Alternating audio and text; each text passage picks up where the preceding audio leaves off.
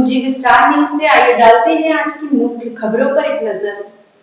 कानपुर सीसामऊ विधानसभा 13 नवंबर को होने वाले बाई इलेक्शन में 2,69,770 वोटर्स अपने मताधिकार का प्रयोग करेंगे। इसमें 1,43,213 पुरुष और 1,26,558 महिला और थर्ड जेंडर का एक मतदाता शामिल है। जिला निर्वाचन अधिकारी और डीएम राकेश कुमार सिंह ने बताया कि विधानसभा उपचुनाव में जो मतदाता पहली बार अपने मताधिकार का प्रयोग करेंगे उनकी संख्या 4,921 है। इसमें 2,504 पुरुष और 2,417 महिला मतदाता शामिल हैं। इसके अलावा 1,188 दिव्यांग मतदाता भी शामिल हैं।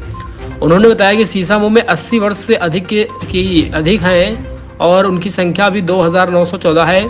यह सभी मतदाता विधानसभा क्षेत्र के 46 मतदान केंद्रों में 275 पोलिंग बूथ पर वोट डालेंगे। बाई इलेक्शन के लिए एक पिंक बूथ बनाया जाएगा जिसमें सभी महिला मतदान कर्मी शामिल रहेंगे। इसके अलावा एक दिव्यांग सहायक बूथ भी बनाया जाएगा जिसमें सभी दिव्यांग मतदान कर्मी तैनात रहेंगे। युवा मैनेज्ड बूथ और मॉडल बूथ भी बनाया जाएगा जिसमें मतदाता उत्साहपूर्वक पोलिंग स्टेशन पर आकर अपने मताधिकार का प्रयोग कर सकें। 80+ मतदाताओं के लिए पोस्टल बैलेट की व्यवस्था की गई है जिसमें कि वह घर पर बैठकर ही वोट डाल सकेंगे। 18 अक्टूबर से शुरू हो रहे नामांकन एसीएम तृतीय के न्यायालय में दाखिल किए जा सकेंगे। जिला निर्वाचन अधिकारी ने बताया कि उपचुनाव के लिए 550 बैलेट यूनिट और 550 कंट्रोल यूनिट और 550 वीवीपैट मशीनों की व्यवस्था करेगी। उन्होंने बताया कि उपचुनाव के ऐलान के साथ ही सीसामऊ में आदर्श आचार संहिता प्रभावी हो गई। ADM city doctor Rajesh Kumar को आदर्श आचार संहिता का नोडल अधिकारी बनाया गया। चुनाव कराने के लिए पर्याप्त फोर्स का भी बंदोबस्त किया। सीसामऊ चुनाव की जो अधिसूचना है वो 18 अक्टूबर को लागू होगी। 25 अक्टूबर तक नॉमिनेशंस लिए जा सकेंगे। नाम वापसी की जो तारीख है वो 30 अक्टूबर है और 13 नवंबर को मतदान होगा और 23 तारीख को मतगणना होगी।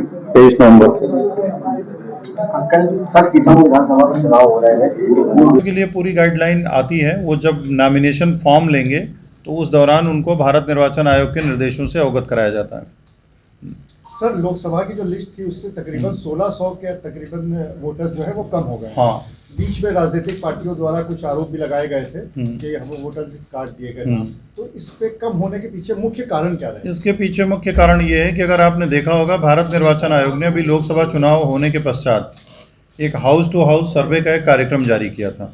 हम सभी जानते हैं कि हमारा कानपुर महानगर है, इसमें जो है वो फ्लोटिंग पॉपुलेशंस भी होती हैं, बहुत सारे लोग काम करते हैं, बहुत सारी यहाँ पे सरकारी कॉलोनीज़ भी हैं जिनमें सरकारी कर्मचारी रहते हैं। जो समय के जून महीना जो है, जून से मार्च अप्रैल मई जून जो है ट्रांसफ़र सीजन्स भी होते हैं जिसमें बहुत सारे लोग रह रहे होते हैं, फिर नए लोग आ जाते हैं।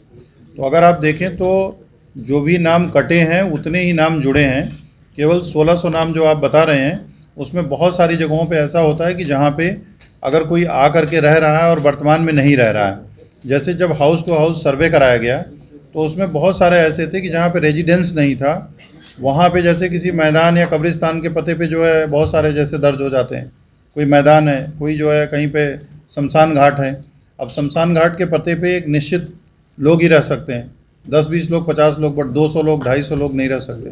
तो ऐसे जो प्रकरण होते हैं उनमें इन लोगों ने थोड़ा ठीक से जांच कराई थी। आरओ साहब ने, वहाँ के ईआरओ भी हैं, इलेक्टोरल रिवीजन ऑफिसर, तो उन्होंने ठीक से जांच कराई थी। मेरे ख्याल से चूँकि इन महानगरों की जो वोटर लिस्ट है उसमें इस तरह की चीज़ें रहती हैं, उसके कारण ही कभी कभी परसेंटेज भी कम होता है। चुनाव में जो लोग टर्नअप नहीं हो जाते उसके पीछे ये रीज़न है। लेकिन ये ज़रूर है कि कोई लिस्ट बना करके कोई भी काटने का आदेश नहीं है। हमेशा जो है फॉर्म 7 के जरिए ही काटा जाता है। फॉर्म 7 कौन भरेगा? या तो उस घर में रहने वाला कोई आदमी भरेगा, या उसके अड़ोस पड़ोस के रहने वाले कोई आदमी भरेंगे, या उस एरिया का कोई जो है कोई भी व्यक्ति जो है वो भरेगा, तभी जो है उसका नाम डिलीट किया जा सकता है। कोई भी डिलीशन सुओ मोटो या कोई लिस्ट बना के नहीं किया जाता है। ये सर, बूथ और पोलिंग सेंटर का एक बार मैनेजमेंट किस तरीके से रहने वाला है?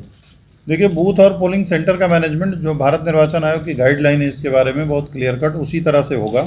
और जो भी भारत निर्वाचन आयोग की गाइडलाइन है उस पर पर्याप्त पुलिस प्रबंधन और जो भी वहाँ पे जो क्राइटेरिया है, वल्नरेबल बूथ की जो क्राइटेरिया है, क्रिटिकल बूथ की जो क्राइटेरिया है, उसी के अकॉर्डिंग जो है वहाँ पे वो पुलिस फोर्स वगैरह डिप्लॉय रहेगा। बताया गया था कि क्या नाम है बीएलओ जो एक जाति प्रकरण के हटाए गए हैं, तो वो प्रकरण समाप्त हो गया कि अभी भी है? नहीं, देखिए उसमें क्या था, मैं आपको बता रहा हूँ। बेसिकली क्या होता है कि जब एडेड स्कूल से जुड़े हुए लोग उसमें बीएलओ होते हैं, उस दौरान उनका उस पर हम लोगों का उतना प्रभावी नियंत्रण नहीं होता जितना प्योर गवर्नमेंट जो डिपार्टमेंट्स होते हैं उनके बीएलओ पे होता है। सपोज़ करिए कि कोई एडेड स्कूल का अगर बीएलओ है तो उसको लगाने के लिए, एडेड स्कूल का अगर बीएलओ है वो अगर काम कर रहा होता है तो अगर उसने कोई गड़बड़ी कर दी तो उसके खिलाफ कार्रवाई के लिए हमें मैनेजमेंट को लिखना होता है ना। तो पता चला कि मैनेजमेंट कभी कभी कार्रवाई तत्परता से करता है, कभी नहीं करता है। लेकिन जो गवर्नमेंट डिपार्टमेंट है वो एक तरह से गवर्नमेंट डिपार्टमेंट के जो कार्मिक काम करते हैं उनके खिलाफ हम अगर वो कोई गड़बड़ी करते हैं तो वो ज़्यादा सख्ती से कार्रवाई कर सकते हैं, लिहाजा वो ज़्यादा रिस्पॉन्सिबिलिटी के साथ काम करते हैं। बट एडेड या स्ववित्त पोषित स्कूल, इस तरह के स्कूलों के लोगों को बीएलओ के रूप में कर्मचारियों की कमी के कारण कभी कभी डिप्लॉय कर दिया जाता है। लेकिन जब हमारे पास कर्मचारी मौजूद हैं, हमारे पास अगर प्राथमिक शिक्षा में देखें तो हमारे पास 8,323 लोग हैं, अनुदेशक, शिक्षा मित्र और टीचर्स को अगर आप मिला दें तो वो एक बड़ी संख्या है। तो हम क्यों ना उत्तरदायित्वपूर्ण लोगों को लगाएं। तो ये उसके पीछे मंशा है, कोई ऐसी और दूसरी चीज़ ये है कि वोटर लिस्ट में कहीं भी कोई दिक्कत है तो अभी भी ओपन है सबके लिए, वो बता सकते हैं कि कहाँ पे क्या गड़बड़ है। तो ये जो 100 बीएलओ थे सर, ये सब एडेड वाले थे जितने भी? बिल्कुल, उसमें जो है ज़्यादातर जो है एडेड और स्ववित्त पोषित थे, इसीलिए एक पॉलिसी बना करके उनको हटाया गया। ऐसे नहीं डिस्क्रिशनरी एक्शन नहीं लिया गया कि उसमें हमने स्वेच्छाचारी ढंग से नहीं किया। एक पॉलिसी बना के कि उसमें जो है जो एडेड एंड जो स्ववित्त पोषित हैं उनको हम नहीं रखेंगे, इस तरह से करके किया। सर, एक सवाल पुलिस से संबंधित है कि ये चुनाव जो हो रहा है ये 500 सजा होने के बाद हो रहा है, उनकी पत्नी चुनाव लड़ रही है, उनके ऊपर भी कई केस थे, बलवा के भी कई केस हैं, विवाद के भी केस, चुनाव के समय में कभी केस है कि विवाद किया था, इसके लिए पुलिस कोई खास तैयारी की इस बार कुछ? देखिए, कोई ऐसी जो भी हमेशा चुनाव जो है शांतिपूर्ण ढंग से संपन्न कराना जिला प्रशासन और पुलिस प्रशासन की रिस्पॉन्सिबिलिटी होती है। वो हर तरह की चीज़ें की जाएंगी जो स्वतंत्र, निष्पक्ष और शांतिपूर्ण चुनाव संपन्न कराने के लिए ज़रूरी होगी, यही हम कह सकते हैं।